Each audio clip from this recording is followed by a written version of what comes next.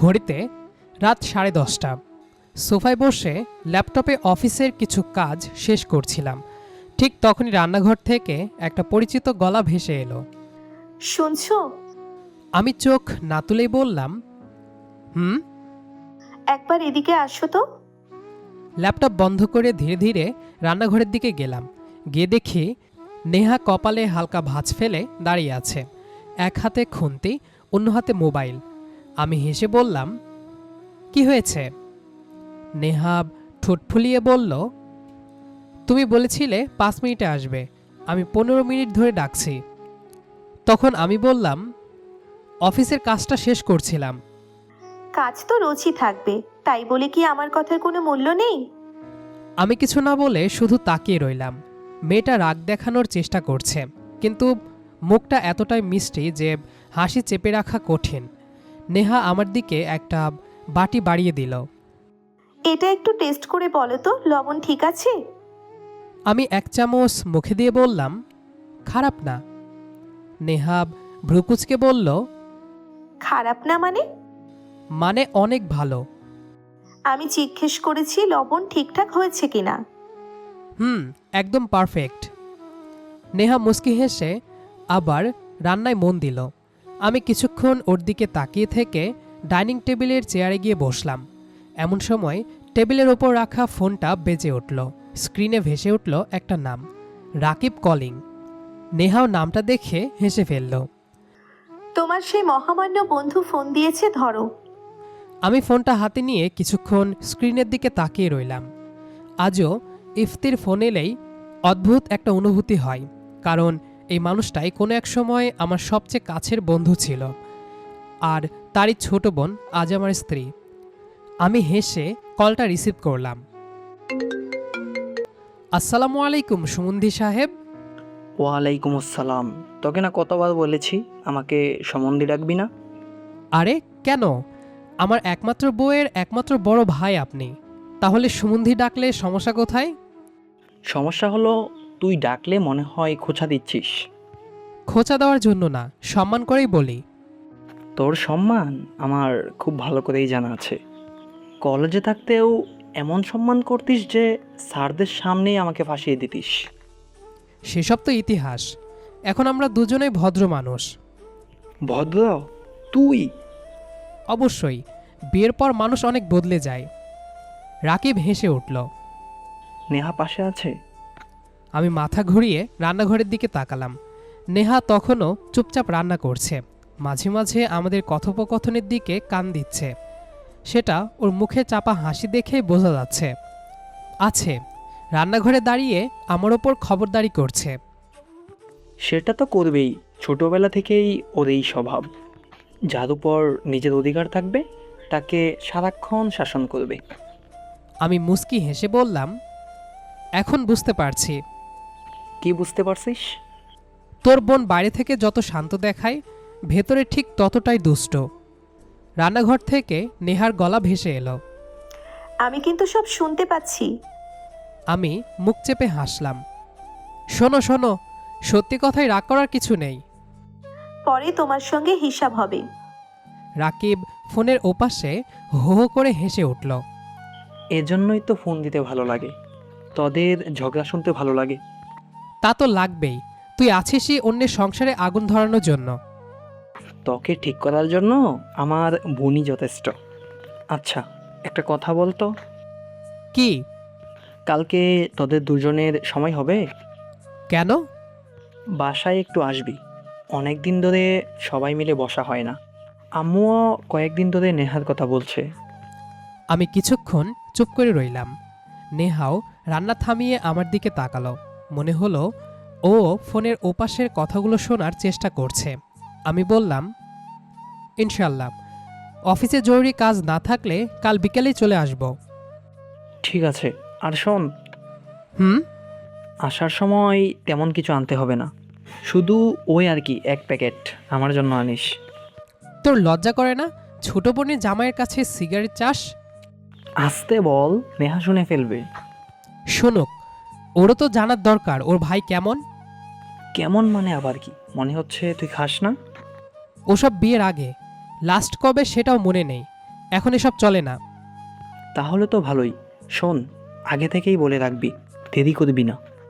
ঠিক আছে সমন্ধি সাহেব। আবার শুরু করলি? আমি হেসে ফোনটা কেটে দিলাম।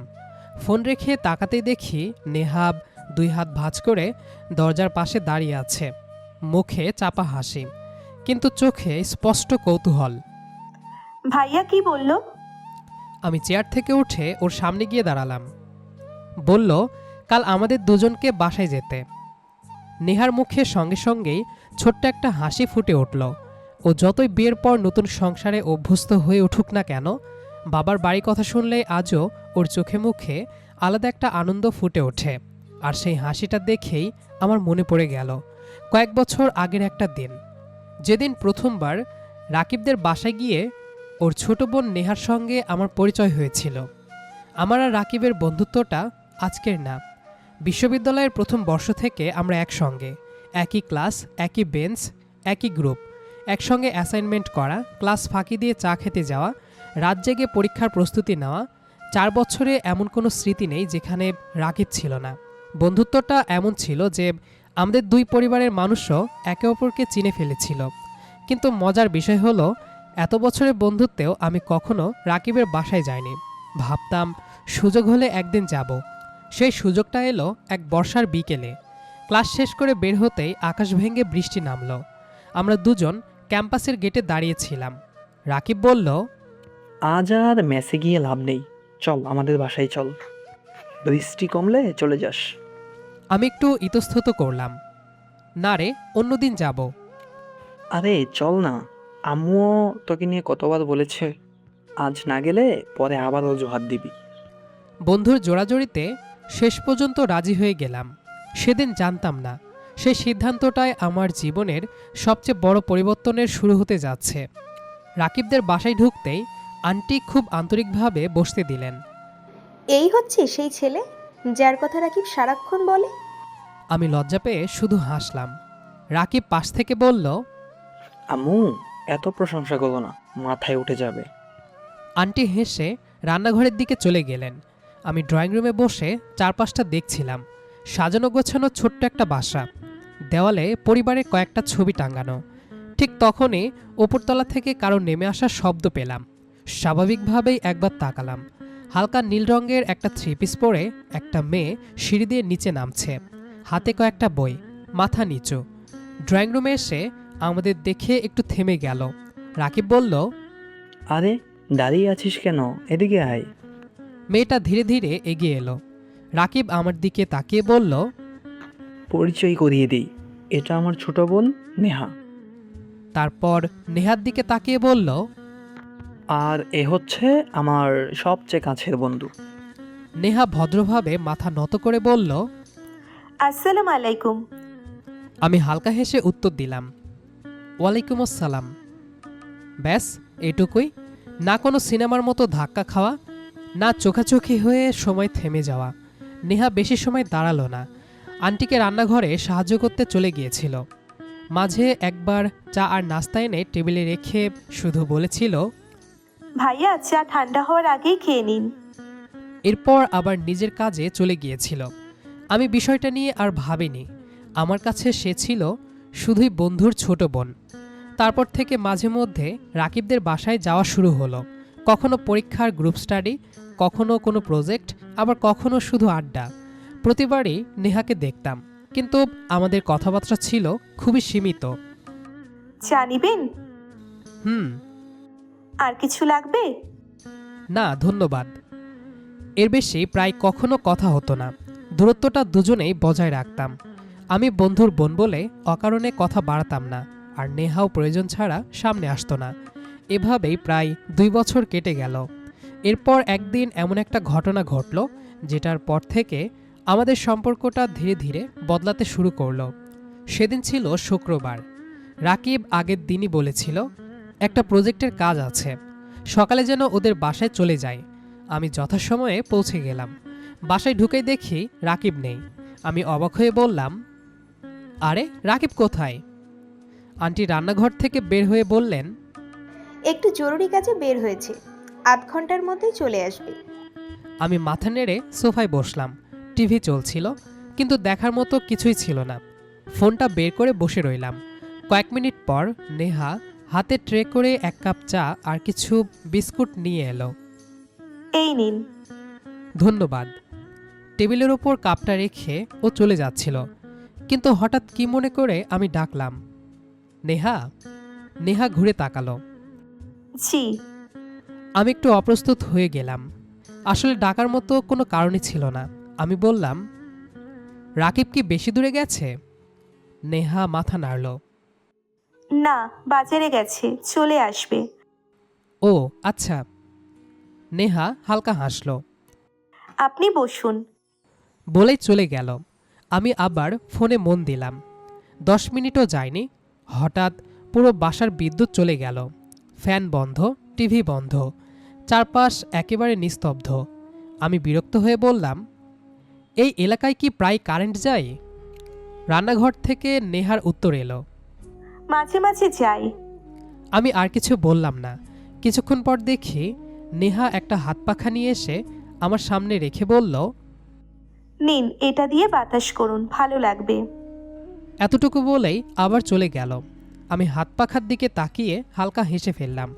ছোট্ট একটা ব্যাপার, কিন্তু কেন জানি মনে হলো মেয়েটা বেশ যত্নশীল। তবুও নিজের মনকে নিজেই বুঝিয়ে দিলাম, আরে এটা তো অতিথি এসেছে বলেই করেছে, এর বেশি কিছু না।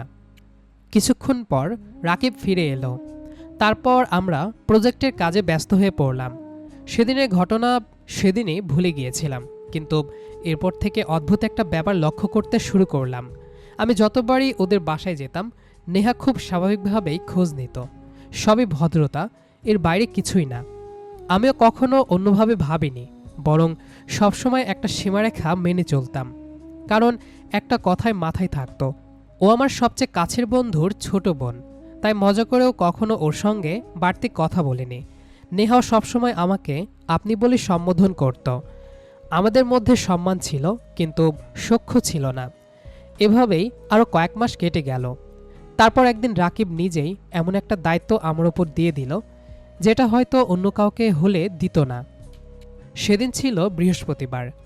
বিকেলের দিকে ক্যাম্পাস থেকে বের হয়ে আমি আর রাকিব রাস্তার পাশে চায়ের দোকানে বসেছিলাম। হাতে ধোয়া ওঠা চায়ের কাপ। প্রজেক্টের কাজ শেষ হয়ে গেছে, তাই দুজনেই নিশ্চিন্তে গল্প করছিলাম। হঠাৎ রাকিব ঘড়ির দিকে তাকিয়ে কপালে হাত চাপড়ে বলল, ধুর, একদম মাথা থেকে বের হয়ে গেছে। কি হলো? নেহাকে আজ কোচিং থেকে নিয়ে বাসায় আসার কথা ছিল। আম্মু দুপুর থেকেই মনে করিয়ে দিয়েছে, আর আমি এখানে বসে আড্ডা দিচ্ছি। আমি হেসে বললাম, এখন যা, এখনো সময় আছে। রাকিব মুখটা একটু গম্ভীর করে বলল, সমস্যা হলো, আমাকে এখনই একটা জরুরি কাজে ডিপার্টমেন্টে যেতে হবে। স্যার ফোন দিছেন, না গেলে নম্বর নিয়ে ঝামেলা হবে। আমি চুপ করে রইলাম। রাকিব কয়েক সেকেন্ড আমার দিকে তাকিয়ে থেকে বলল, একটা কাজ করবি? বল। নেহাকে কোচিং থেকে নিয়ে বাসায় দিয়ে আসবি? আমি ভ্রুকুচকে বললাম, আমি? হ্যাঁ, তুই না থাকলে অন্য কাউকে বলতাম না, কিন্তু তোকে নিয়ে আমার কোনো চিন্তা নেই। আমি কিছুক্ষণ চুপ করে থাকলাম। কথাটা শুনে অস্বস্তি লাগছিল। বন্ধুর বোনকে একা নিয়ে যাওয়া ব্যাপারটা আমার কাছে খুব স্বাভাবিক লাগছিল না। আমি বললাম, তুই অন্য কাউকে বল। রাকিব মাথা নাড়ল। আমি আবারও ইতস্তত করছিলাম। রাকিব এবার হেসে বলল, আরে ভাই, তোকে দিয়ে আমি কোনো অপরিচিত মেয়েকে আনতে বলছি না, আমার নিজের বোন, তোর উপর ভরসা আছে বলেই বলছি। শেষ কথাটা শুনে আর না করতে পারলাম না। আমি দীর্ঘ শ্বাস ফেলে বললাম, আচ্ছা, কোথায় দাঁড়িয়ে থাকবে? রাকিব পকেট থেকে ফোন বের করে একটা লোকেশন দেখিয়ে বলল, কোচিং শেষ হবে 5টায়, গেটের সামনে দাঁড়িয়ে থাকবে। আমি ওকে ফোন করে বলে দিচ্ছি তুই যাচ্ছিস। আমি মাথা নাড়লাম। ঠিক 5টার 5 মিনিট আগে আমি কোচিং সেন্টারের সামনে পৌঁছে গেলাম। অনেক শিক্ষার্থী বের হচ্ছে, অভিভাবকদের ভিড়, কেউ রিক্সা ডাকছে, কেউ সিএনজি। আমি একটু দূরে দাঁড়িয়ে অপেক্ষা করতে লাগলাম। কিছুক্ষণ পর নেহাকে বের হতে দেখলাম, কাঁধে ব্যাগ, 2 হাতে 2টো বই। আমাকে দেখে সে এক মুহূর্তের জন্য অবাক হলো, তারপর ধীরে ধীরে এগিয়ে এসে বলল, আপনি? ভাইয়া আসেনি? ওর একটা জরুরি কাজ পড়ে গেছে, তাই আমাকে পাঠিয়েছে। নেহা শুধু বলল, ও আচ্ছা। এর বেশি কিছু জিজ্ঞেস করলো না। আমিও বাড়তি কথা বললাম না। রাস্তার পাশে একটা রিক্সা থামিয়ে বললাম, ওঠো। নেহা একবার আমার দিকে তাকালো, তারপর চুপচাপ রিকশায় উঠে বসলো। আমিও একটু দূরত্ব রেখে অন্য পাশে বসলাম। রিকশা ধীরে ধীরে চলতে শুরু করলো। পুরো রাস্তা জুড়ে দুজনের কেউই তেমন কোনো কথা বলেনি। একসময় নেহাই নীরবতা ভাঙল। ভাইয়া কি খুব ব্যস্ত? হ্যাঁ, বিশ্ববিদ্যালয়ে একটা কাজ পড়েছে। নেহা মাথা নাড়ল। আবার নীরবতা। কয়েক মিনিট পর সে বলল, আপনাকে কষ্ট দিল? আমি হালকা হেসে বললাম, কষ্টের কি আছে, রাকিব আমার বন্ধু, ওর দরকারে এতটুকু করতেই পারি। নেহা আর কিছু বলল না, তবে ওর মুখে একটা স্বস্তির ছাপ ফুটে উঠল। বাসার সামনে পৌঁছে আমি ভাড়া দিতে গেলে নেহা ব্যাগ খুলে টাকা বের করতে লাগলো। আমি অবাক হয়ে বললাম, কি করছো? ভাড়াটা আমি দিচ্ছি। আমি থাকতে তুমি দিবে কেন? তুমি ছোট, তোমার দিতে হবে না। নেহাও হালকা হেসে ফেলল। রিক্সা থেকে নেমে দরজার সামনে দাঁড়িয়ে সে বলল, আজকের জন্য ধন্যবাদ। আমি মাথা নেড়ে বললাম, ধন্যবাদের কিছু নেই। সেদিনের ঘটনাটা খুব সাধারণ ছিল, কিন্তু সেদিনই প্রথমবার আমরা দুজন প্রয়োজনের বাইরে দু একটা কথা বলেছিলাম। সেদিনও আমি এটাকে বিশেষ কিছু ভাবিনি। আমার কাছে এটা ছিল শুধু একজন বন্ধুর দায়িত্ব পালন। এরপর থেকে মাঝে মধ্যেই এমন হতো। আমার যাওয়া আসাটা আগের চেয়ে একটু বেড়ে গেল, তবে একটা বিষয় কখনো বদলায়নি। আমি আর নেহা দুজনেই নিজেদের সীমারেখা মেনে চলতাম। বিশ্ববিদ্যালয়ের পড়াশোনা শেষ হতে না হতেই আমি একটা চাকরি পেয়ে গেলাম। অফিসের ব্যস্ততা বাড়তে লাগলো। আগের মতো আর রাকিবদের বাসায় যাওয়া হতো না, তবে বন্ধুত্বের কোনো পরিবর্তন আসেনি। ছুটির দিন হলে আমরা দেখা করতাম, আড্ডা দিতাম। কখনো ও আমার বাসায় আসতো, কখনো আমি ওদের বাসায়। একদিন সন্ধ্যায় আমি অফিস থেকে ফিরেছি, ফ্রেশ হয়ে বসে আছি। এমন সময় আম্মু এসে পাশে বসলেন। ইফতি, একটা কথা ছিল। আম্মু বলো। তোর জন্য কয়েকটা বিয়ের প্রস্তাব এসেছে। এত তাড়াহুড়ো কিসের? তোর চাকরিও হয়েছে, এখন আর দেরি করে লাভ কি? আমি কোনো উত্তর দিলাম না। সত্যি বলতে বিয়ে নিয়ে তখনও বিশেষ কিছু ভাবিনি। আম্মু আবার বললেন, তুই যদি কারো কথা ভেবে থাকিস তাহলে সেটা আগে বল। আমি মাথা নেড়ে বললাম, না, তেমন কেউ নেই। তাহলে আমরা আমাদের মতো করে দেখা শুরু করি। তোমাদের যেটা ভালো মনে হয়। কয়েকদিন পর এক সন্ধ্যায় রাকিব হঠাৎ আমাদের বাসায় এলো। অনেকক্ষণ গল্প করার পর সে চলে গেল। ও চলে যাওয়ার কিছুক্ষণ পর দেখি আম্মু চিন্তিত মুখে বসে আছেন। আমি বললাম, কি হয়েছে? আম্মু একটু ইতস্তত করে বললেন, একটা কথা বলবো, কিছু মনে করিস না। বলো। রাকিবের বোন নেহা মেয়েটা আমার খুব ভালো লাগে। আমি অবাক হয়ে আম্মুর দিকে তাকালাম। আম্মু আবার বললেন, মেয়েটাকে কয়েকবার দেখেছি, ব্যবহার, আদব কায়দা সব কিছুই খুব সুন্দর। যদি ওদের পরিবারের আপত্তি না থাকে তাহলে একবার কথা বলে দেখা যায়। আমি কয়েক মুহূর্ত চুপ করে রইলাম। জীবনে কোনোদিন নেহাকে সেই দৃষ্টিতে ভাবিনি, তবে এটাও সত্যি, মেয়েটার সম্পর্কে খারাপ বলার মতো একটা কথাও আমার জানা নেই। আমি আম্মুকে বললাম, আগে ওদের মতামত জানো, ওরা রাজি থাকলে আমারও আপত্তি নেই। কয়েকদিন পর আম্মু জানালেন, রাকিবদের পরিবারের সঙ্গে কথা হয়েছে। ওরা কাউকে কোনো সিদ্ধান্ত জানায়নি, শুধু বলেছে আগে নেহার মতামত নেওয়া হবে, তারপর দুই পরিবার বসে কথা বলবে। এমন কিছুর মাঝে রাকিবের সাথে একবারও আমার কথা হয়নি। মনে কিছুটা সংকোচ ছিল, যদি উল্টাপাল্টা কিছু ভেবে বসে। 2 দিন কেটে গেল। এদিকে অফিসের কাজেও ব্যস্ত হয়ে পড়েছিলাম। বিষয়টা নিয়ে আমি আর কাউকে কিছু জিজ্ঞাসা করিনি। মনে হচ্ছিল ওদের পরিবারের সিদ্ধান্ত ওরাই নেবে, অযথা আগ বাড়িয়ে কিছু বলা ঠিক হবে না। 3য় দিনের বিকেলে অফিস থেকে বের হতেই ফোনটা বেজে উঠল। স্ক্রিনে ভেসে উঠল রাকিব কলিং। কল রিসিভ করতেই ও বলল, কোথায় আছিস? অফিস থেকে বের হলাম। কেন? আধা ঘন্টা সময় হবে? হবে। কি হয়েছে? সামনের সেই পুরানো চায়ের দোকানে আয়, কথা আছে। আমি আর কিছু জিজ্ঞেস করলাম না। চায়ের দোকানে পৌঁছে দেখি রাকিব আগেই বসে আছে। আমাকে দেখেই একটা চায়ের অর্ডার দিল, কিন্তু আজ ওকে কেমন যেন চুপচাপ লাগছিল। আমি বসে বললাম, কিরে, এত সিরিয়াস কেন? রাকিব কয়েক সেকেন্ড আমার দিকে তাকিয়ে থেকে বলল, একটা কথা জিজ্ঞেস করব, সত্যি করে উত্তর দিবি? বল। নেহাকে বিয়ে করতে তোর কোনো আপত্তি আছে? প্রশ্নটা শুনে আমি কয়েক মুহূর্ত চুপ করে রইলাম। তারপর ধীরে বললাম, আপত্তি থাকলে তো আম্মুকে সেদিনই বলে দিতাম। আমিও সেটাই ভেবেছি, কিন্তু তোর মুখ থেকে শুনতে চাচ্ছিলাম। এমনও তো হতে পারে আন্টি তোর মতামত না নিয়েই বলেছেন। না, তেমন কিছু না, কিন্তু তুই কি ভাবছিস সেটাও তো জানা দরকার। রাকিব হালকা হেসে চায়ের কাপে চুমুক দিল। প্রথমে একটু অস্বস্তি লাগছিল, তুই আমার সবচেয়ে কাছের বন্ধু, আর নেহা আমার একমাত্র বোন।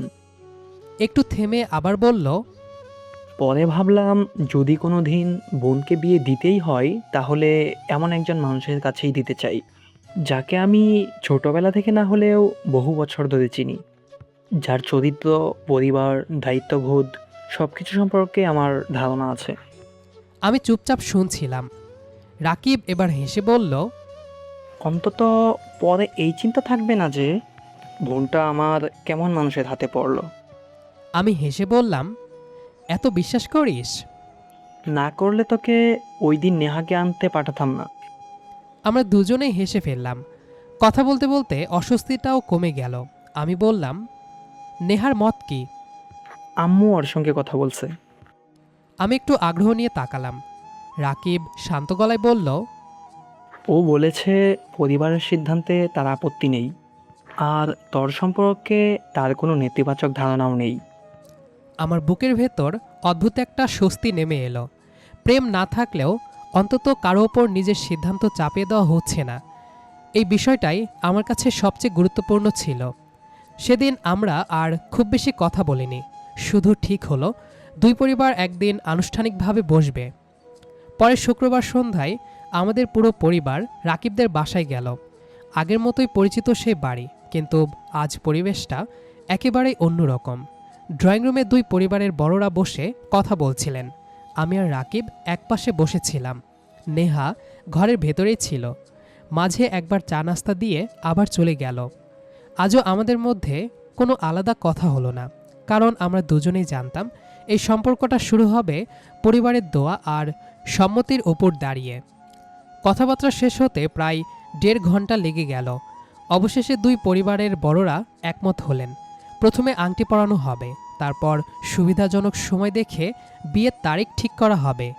সেদিন বাসা থেকে বের হয়ে যাওয়ার সময় আমি একবার বারান্দার দিকে তাকিয়েছিলাম। নেহা চুপচাপ দাঁড়িয়েছিল। আমাদের চোখাচোখি হতেই সে ভদ্রভাবে মাথা নিচু করে ভেতরে চলে গেল।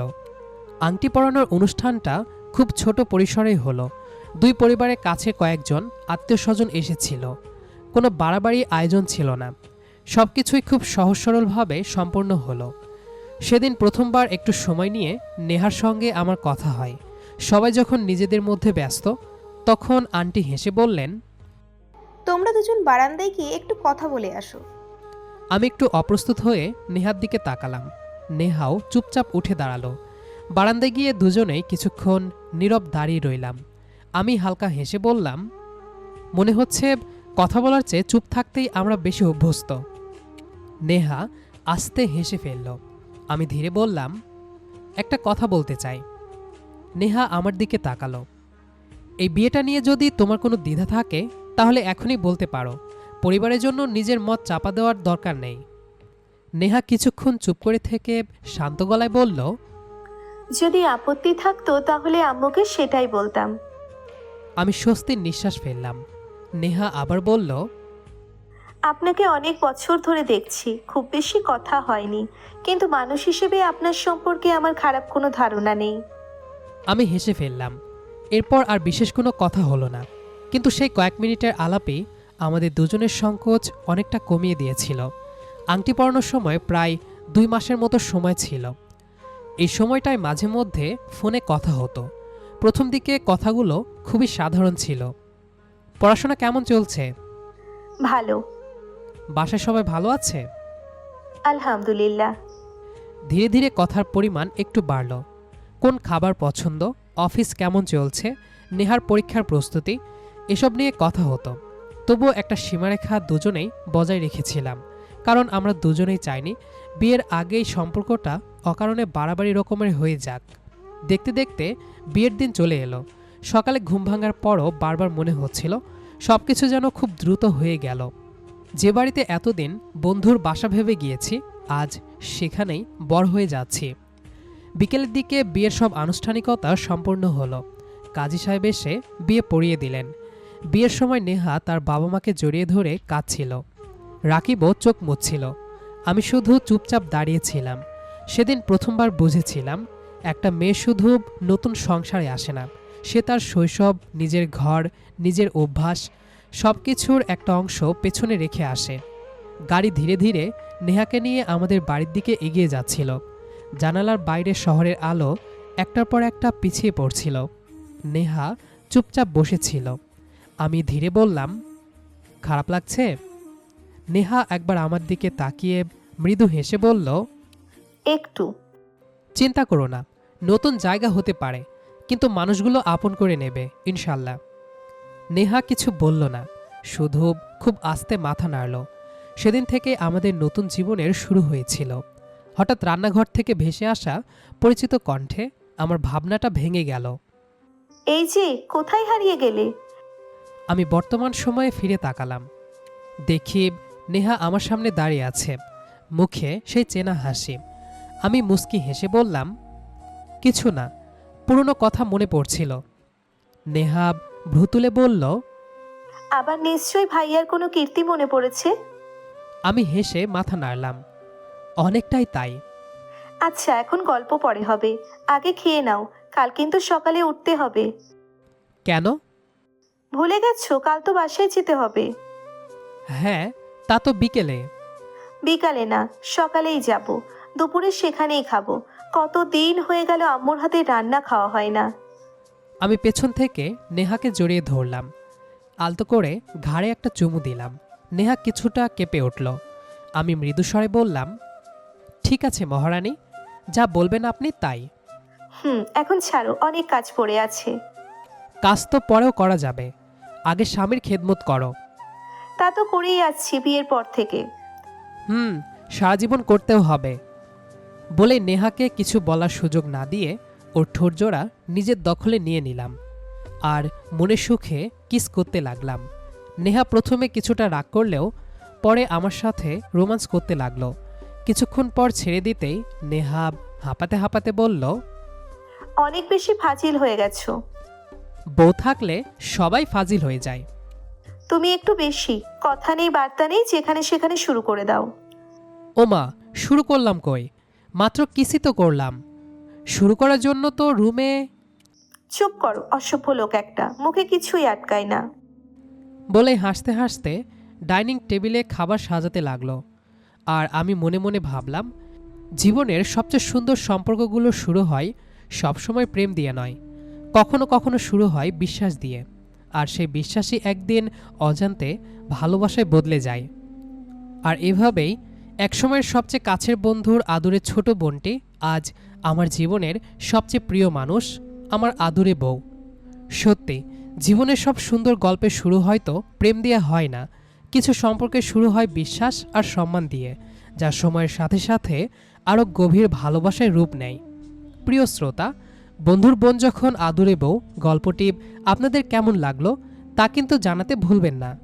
ইফতি আর নেহার এই মিষ্টি রসায়ন যদি আপনাদের মন ছুঁয়ে থাকে তাহলে অবশ্যই ভিডিওটিতে একটি লাইক দিন এবং কমেন্ট বক্সে আপনার অনুভূতি আমাদের জানান। আপনাদের একটি সুন্দর কমেন্ট আমাদের পরবর্তী গল্পগুলো আরও সুন্দরভাবে ফুটিয়ে তুলতে দারুণ অনুপ্রেরণা দেয়। গল্পটি আপনার বন্ধুদের সাথেও শেয়ার করতে পারেন। আর হ্যাঁ, আপনি যদি আমাদের চ্যানেলে নতুন হয়ে থাকেন কিংবা এখনও সাবস্ক্রাইব করে না থাকেন, তবে এখনই নিচের সাবস্ক্রাইব বাটনে ক্লিক করে পাশে থাকা বেল আইকনটি বাজিয়ে দিন। এতে করে আমাদের পরবর্তী যে কোনো নতুন গল্পের আপডেট সবার আগে পৌঁছে যাবে আপনার কাছে। আজকের মতো এখানেই বিদায় নিচ্ছি। খুব শীঘ্রই দেখা হবে নতুন কোনো গল্প, নতুন কোনো অনুভূতি নিয়ে। ততক্ষণ পর্যন্ত সবাই ভালো থাকুন, সুস্থ থাকুন। আল্লাহ হাফেজ।